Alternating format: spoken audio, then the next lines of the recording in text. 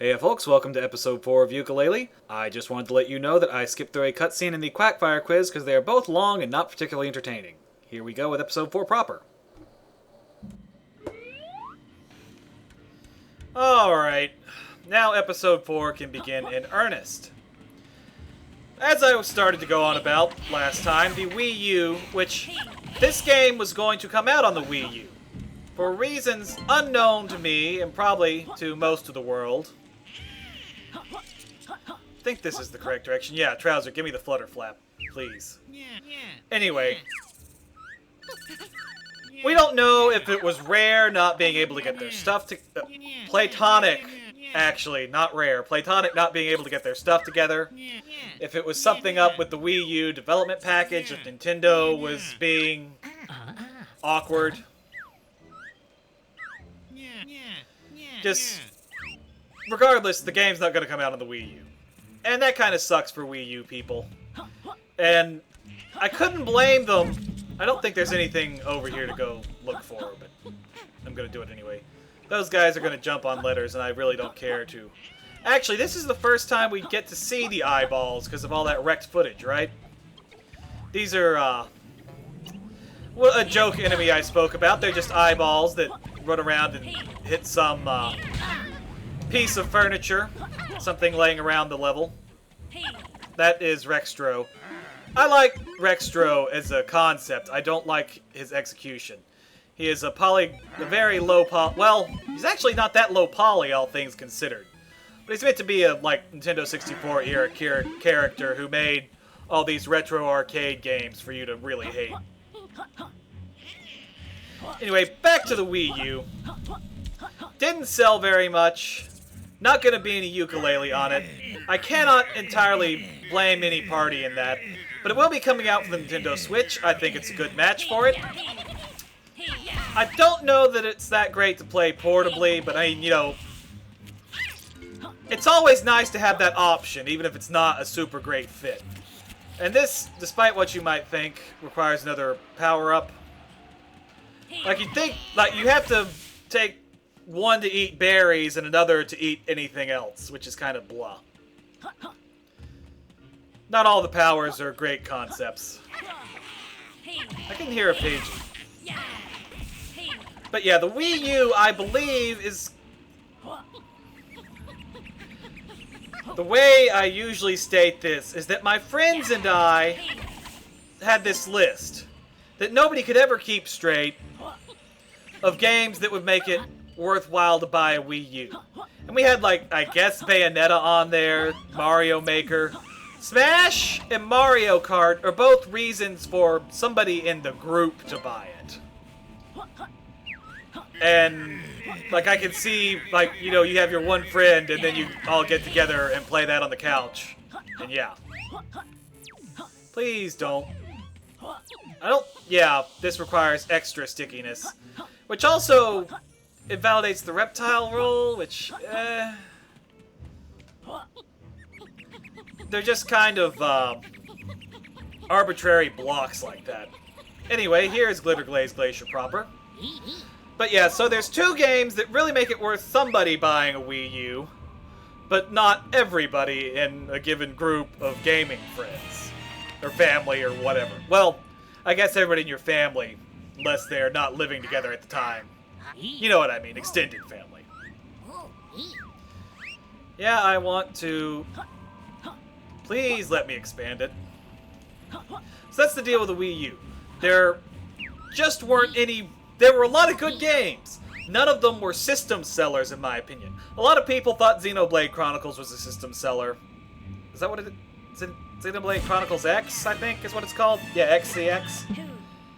And that wasn't quite in my wheelhouse, so it wasn't a system seller for me. Splatoon, I believe, is down already. And... loading screen. Okay, train of thought is back on track. Oh, it's gonna show me the whole expansion cutscene, isn't it? Anyway, train of thought is back on track. Wii U has plenty of good games, but no super great games. And... ha, this is a Banjo Kazooie joke. Huh. This is interesting. I knew those locks were around here, but I didn't think they would be mostly what it was expansions. Expansions, jeez. Okay, I like that way better than the... Well... The... long cutscene to show you the new stuff in... I almost called it Mumbo's Mountain. Tribal Stack Tropics was important. Really should go see Trowser before I explore too much, I think, because I cannot make that jump. Anyway, seriously, Wii U. Plenty of good games. The remakes of the Zelda games, I understand, brought enough quality of life stuff to make them worth rebuying, even if you still have, I'm pretty sure you have every Zelda available on the GameCube up through... Why can I not... I'm supposed to do a long jump from up here. You have every Zelda game, except Link to the Past. Technically, if you have a Game Boy player, you can't play it on the GameCube. But, Wind Waker HD, Twilight Princess HD, I understand they had enough quality of life stuff to be worth a repurchase, even if you still have your Wii or your GameCube. Was the train of thought there. Donkey Kong Country Tropical Freeze, I understand, was actually a really great entry into the Donkey Kong series, which recently watched a video on that. And I had no idea. Like, I am a Metroid person. I am upset about Metroid. And apparently Donkey Kong fans were upset that Metroid was getting the limelight back when the Prime series was coming out. But then Other M happened. They should apologize to us. That's my opinion. That's a joke, by the way. I do think it's interesting that the two kind of switched places like that. And hopefully they will bring Metroid back to where it should be. And not just dump Donkey Kong. Anyway. I need to think about what I'm going to take. Oh, there's only two. How many? Ugh. I want to be able to go up most.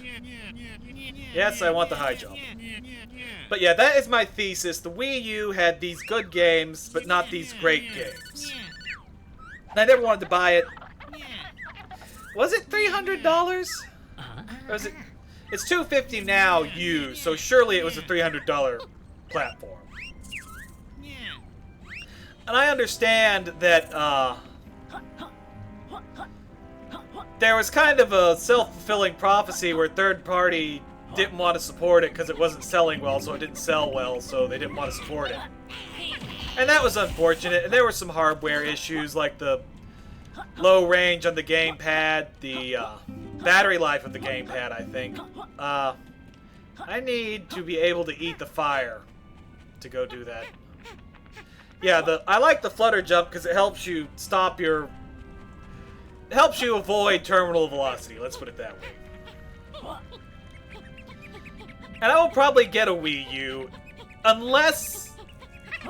A lot of people are upset that games are coming out on the Switch that were on the Wii U. And I get, like, there was some stuff in Mario Kart 8 that kind of should have been... Mario Kart 8 Deluxe that should have been in Mario Kart 8 on the Wii U. I get being a little miffed about that. But unfortunately, you got something that had a small install base. That's just kind of the fact of the matter. I'm gonna have to come back through here. I'm mainly hoping to get the last few... I need 2 more. Dang. If I had sucked even a little bit less during all that. Anyway. I will be getting a Wii U, most likely at some point. And that is why I was babbling about Mario Kart 8. Breath of the Wild coming out on both isn't really... If you're upset about that, you're being kind of dumb, in my opinion. What else? Splatoon? Splatoon 2. Some people accuse it of being a port, but it's not going to be a port. It has enough new stuff. And I don't think you can even play Splatoon online on the Wii anymore. They just quit doing tournaments or whatever it was.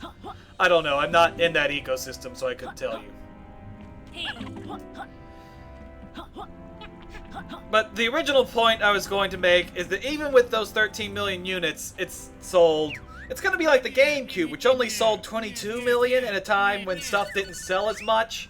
I think that's a bit less than what was on the original Xbox, which, given the original Xbox, I'm not going to say it sucked, but it was the first entry for them to get name recognition.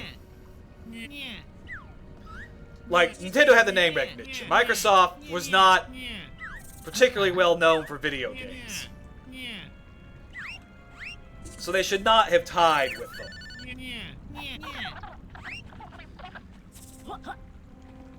But we all consider the GameCube to have been a pretty decent system. It had good games on it. Metroid Prime, Wind Waker. Most people, I think, nowadays will agree that Wind Waker is pretty good. Super Mario Sunshine is perhaps the worst Mario game, which is still pretty good praise, all things considered. Were the Monkey Ball games exclusive to the GameCube? Anyway, that's kind of my point. It did not have all of the... Damn, I forgot what they're called. All the third-party AAA ports. Although I played Enter the Matrix on my GameCube for some reason. I was big into the Matrix movies back then. Oh, right, I'm trying to go back to the start. And it's about time to wrap this video up, so... What I've been babbling about this whole time is the Wii U is probably going to be remembered as fondly as the GameCube, despite only selling half as well. Just, it had a decent enough library of important games that nobody... I already came up here. What am I doing? I do need to be back here, though. I'll show you how this works at the beginning of episode 5 of Yooka Laylee. See you then. Thanks for watching. You know the deal. Next episode of Yooka Laylee on the left, next episode of Banjo Kazooie on the right. Playlists for both in the description below. And as always, thank you for watching.